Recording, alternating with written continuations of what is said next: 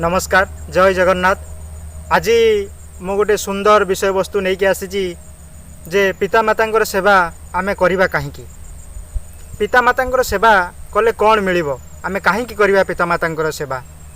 तो से प्रसंग को नहीं आज मु सुंदर सत्य घटनाटी आपण आगे प्रकाश करी। तो संप्रति समय रे पुओ बहु मैंने जो भाव में पितामाता को व्यवहार करुँच अकथन्य अत्याचार करुँच एवं पितामाता को खाइबा को देउना पीवा को देउना घर बाहर कर दौरान कई कई तो नहीं रास्ता कड़र छाड़ी दौरान एवं कई कई नहीं पितामाता को वृद्धाश्रम छाड़ी दौरान। तो जितेबाला कली आरंभ है कली आरंभ समय महाराष्ट्र रे गोटे ग्राम थिला। तो से ग्राम रे पुंडलिक नामक जड़े ब्राह्मण बास करुले। पुंडलिक एवं तांकर वृद्ध पितामाता गोटे बास करुले। से पुंडलिक स्वभाव जड़े नैष्टिक ब्राह्मण थिले, वैदिक ब्राह्मण थिले, किंतु पितामाता को से भल व्यवहार करुनथिले। पितामाता को खाइबा को देउनथिले, पीवा को देउनथिले, पितामाता को अकथन्य अत्याचार देउथिले। पुंडलिकंकर अत्याचार रे पितामाता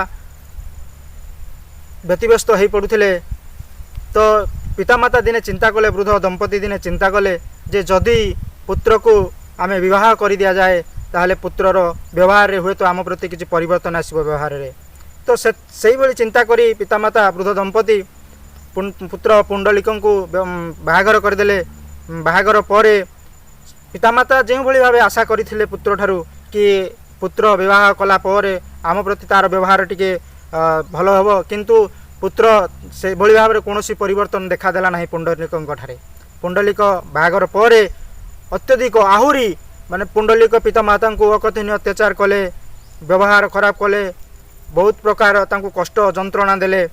तो एभली जेतेबेले पितामाता ऊपर से अत्याचार कले, पितामाता वृद्ध दंपति बहुत व्यतिव्यस्त हो पड़े जे आमे कौन करिबा, आमे वृद्ध हो पड़िलुनी, तो आमरा ए संसार रही आउ आमे बा कौन करि परिबु। तो वृद्ध दंपति चिंता कले जे आमे टिके काशी बुली आसीबा। एई समय रे हुए तो आमे टिके आम पद पापी पादरे आमे टिके धर्म करिबा।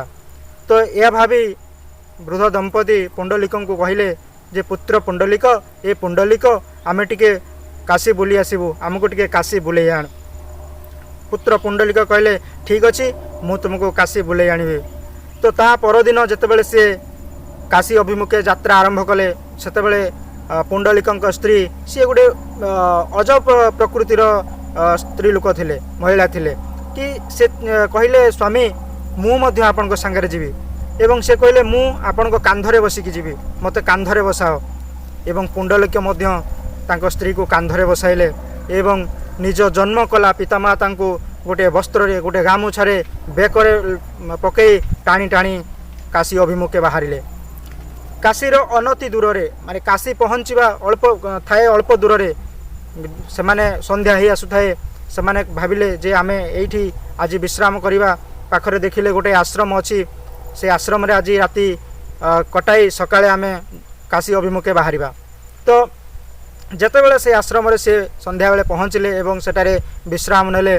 पुंडलिक विश्राम नेउथांती किंतु पुंडलिक को निद्रा आसु न थाए। से भाविले टिके बगीचा चारिपटे जदि भ्रमण करि आसे हुए तो निद आसीजिवो। तो जेतेबेले एही चिंता करी पुंडलिक बगीचा अभिमुखे बाहरिले यात्रा करिया पई। तो सेतेबेले तांको सामनारे गोटे विचित्र दृश्य मान हैला जे विशाल बाहु विशाल भोजधारी दिव्य पुरुष माने भ्रमण करुछंती। पुंडलिक चिंता कले जे एते राति रे एठारे एमाने किए, एठारे काहे कि एमाने विचरण करुछंती।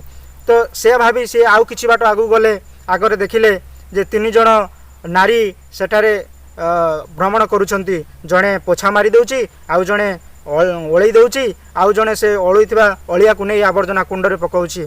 तांको पुंडलिकंक मनरे अजब चिंताधारा आसिला जे एमाने एते राति रे ए महिला माने एठारे काहीकि भ्रमण करुछंती, काहीकि आश्रमर सेवा करुछंती। या भाभी से जेतेबेले जानिबा को चाहिए जे एमाने काहीकि एते राति रे एठारे विचरण करुछंती। तो से नारी मानक तीन जण नारी मानक पाखक गले एवं पचारले हे नारी आपण माने किए, एठारे काहीकि एते राति रे ए सबु ए आश्रमर सेवा करुछंती। तो नारी तीन जण तांको परिचय देवाक जाई कहले जे मु होउची गंगा, ये होउची जमुना एवं ये होउचंती सरस्वती। ଯେତେବେଳେ ସେ ଜାଣିବାକୁ ପାଇଲେ ଯେ ଇଏ ତିନି ନାରୀ ତ୍ରିଦେବୀ ତ୍ରିବେଣୀ ସଙ୍ଗମ ଗଙ୍ଗା ଯମୁନା ସରସ୍ୱତୀ ଏଠାରେ ଆସିକି ଆଶ୍ରମର ଏତେ ରାତିରେ ସେବା କରୁଛନ୍ତି, ତାଙ୍କ ମନରେ ଜାଗ୍ରତ ହେଲା, ଜାଗ୍ରତ ହେଲା। ସେ ଜାଣିବାକୁ ଚାହିଁଲେ ଯେ ଏତେ ରାତିରେ ଏମାନେ ତ୍ରିବେଣୀ ସଙ୍ଗମ ଗଙ୍ଗା ଯମୁନା ସରସ୍ୱତୀ ଏମାନେ ଏଠାରେ ଆସି ଆଶ୍ରମର ସେବା କାହିଁକି କରୁଛନ୍ତି।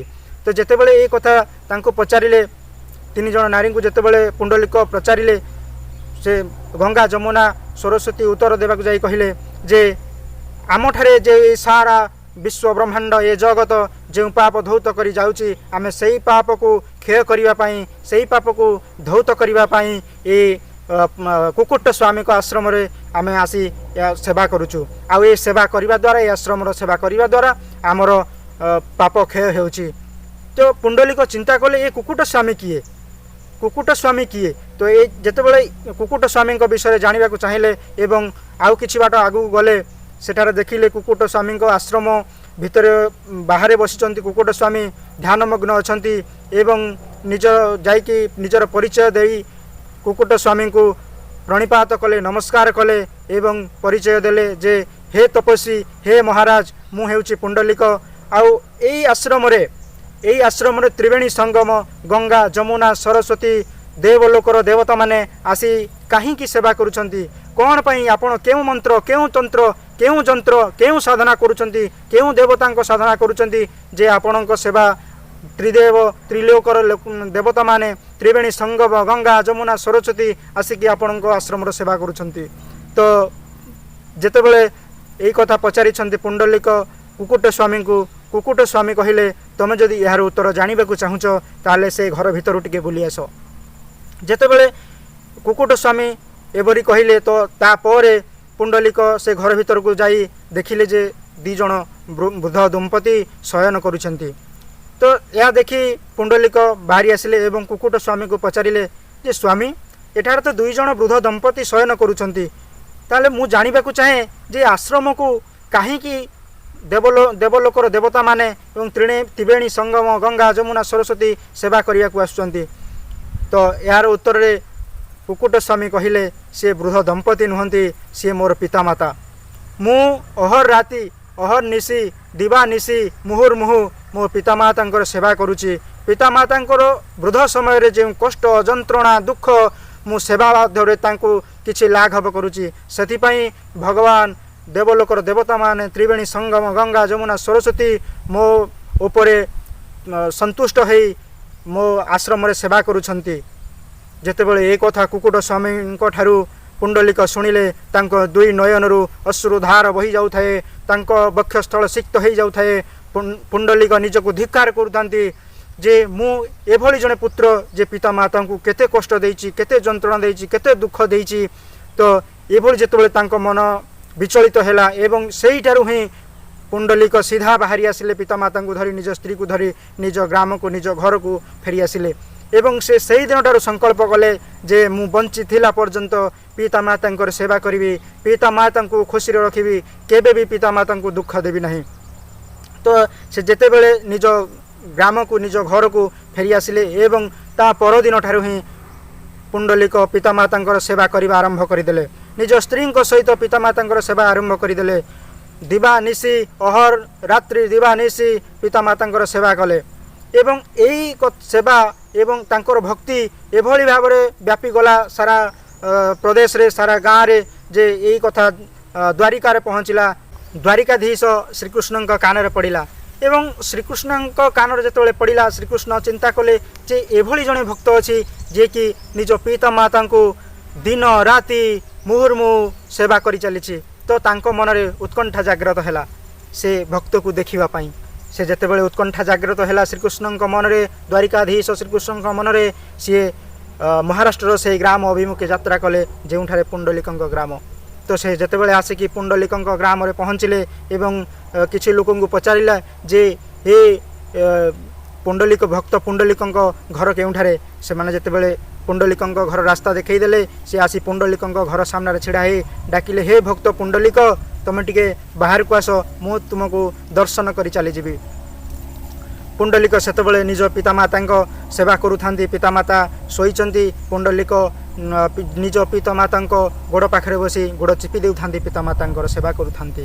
तो जेतेबेले से कथा शुणिले पुंडलिक से कहले टिके अपेक्षा करंतु मु पितामाता सेवा करुच्ची, पितामाता सेवा समाप्त कलापर मु बाहर को जीवी। सेतेबेले श्रीकृष्ण द्वारिकाधीश श्रीकृष्ण कहले जे मु द्वारिकाधीश श्रीकृष्ण कहूँ तुमे टिके बाहर को आस, मु खाली तुमको देखी मु चली जीवी। सेतेबेले पुंडलिक कहले जे आपण श्रीकृष्ण द्वारिकाधीश होई थांतु किंतु मो पितामाता सेवा समाप्त नहला पर्यंत मु बाहर को जाई परिबि नाही।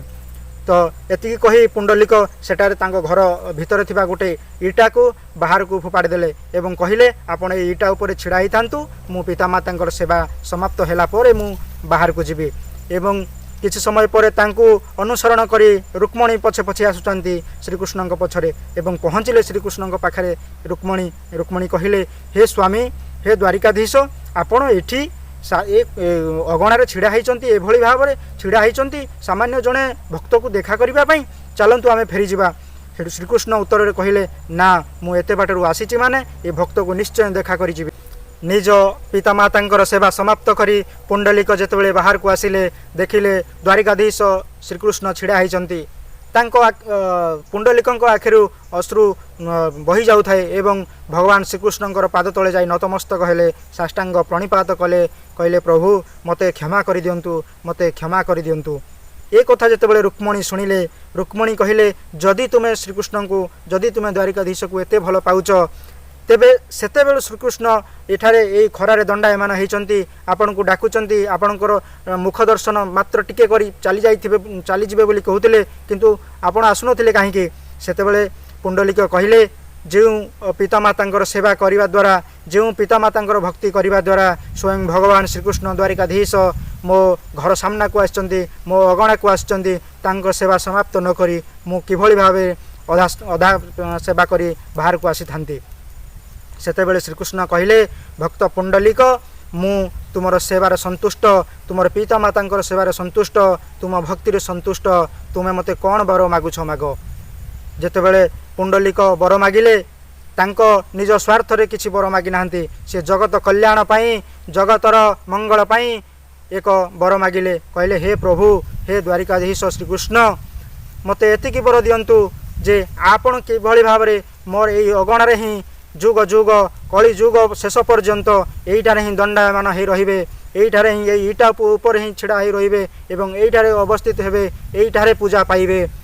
कारण ए कलिजुग आसुची ए कलिजुग रे बहु पुओ बहु पितामाता को अकथनीय अत्याचार करेंगे, खाइबा को देवे नहीं, घर बाहर करदे, बहुत दुख कष्ट जंत्रणा देवे। से उदाहरण स्वरूप आपण एइठारे ही दंडायमान हुंतु, एइठारे पूजित हुंतु एवं तथास्तु कहले भगवान श्रीकृष्ण। एवं महाराष्ट्र रे ईटा को बीट बोली कहती, महाराष्ट्र भाषा रे ईटा को बीट बोली कहती एवं सेइटारे श्रीकृष्ण विठ्ठल प्रभु भावे विठ्ठल ठाकुर भाव में पूजित हेले, एबे मध्य पूजित हेउचंती, पूजा पाई आसुचंती सेबेठारु। एवं पुंडलिकंक नाम अनुसार से ग्रामर नाम है पंढरपुर एवं एबे पर्यंत सेठारे भगवान श्रीकृष्ण पूजा पाउचंती। तो मोर कहबार तात्पर्य है जे आज यही संप्रति समाज रे किभली भावे पुओ माने पुओ बहु माने पितामाता को अकथनीय अत्याचार करुछंती, खाइबा को देउ नांती, पीबा को देउ नांती, तांको भल व्यवहार देखौ नांती। तेणुकरी ए समाज रे पितामातांकर केते गुरुत्व रही, पितामाता ही आमर सबुठारु बड़ ठाकुर एवं पितामाता को किभली भाव में आमे सुखरे रखिबा भलरे रखिबा से ही आमर कर्तव्य एवं धर्म हवा दरकार। तेणु यही युव समाज शिखिबा दरकार यही कहानी ठारू जे आमे किभली भाव में पितामाता सेवा करिबा। पिता धर्म पिता स्वर्ग, पिता श्रेष्ठ तप, माता धर्म माता स्वर्ग, माता श्रेष्ठ जप। जय जगन्नाथ, नमस्कार।